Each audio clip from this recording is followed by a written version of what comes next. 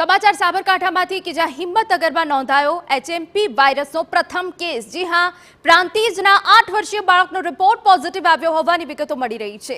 બાળકને લક્ષણો જણાતા હોસ્પિટલમાં દાખલ કરાયો। વધુ સારવાર માટે બાળકને અમદાવાદ ખસેડવામાં આવ્યો। જિલ્લા આરોગ્ય અધિકારીનું નિવેદન સામે આવ્યું છે। શંકાસ્પદ લક્ષણોને પગલે સર્વેની કામગીરી હાથ ધરાશે। અમદાવાદ બાદ સાબરકાંઠાના હિમ્મતનગરમાં HMP વાયરસનો કેસ નોંધાયો છે। પ્રાંતિજના 8 વર્ષીય બાળકનો રિપોર્ટ પોઝિટિવ આવતા આરોગ્ય વિભાગ ચિંતામાં મુકાયો। બાળકને શંકાસ્પદ લક્ષણો જણાતા ખાનગી હોસ્પિટલમાં દાખલ કરાયો।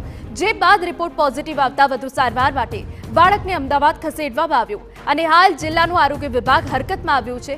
શંકાસ્પદ લક્ષણોને પગલે સર્વેની કામગીરી હાથ ધરવામાં આવી છે।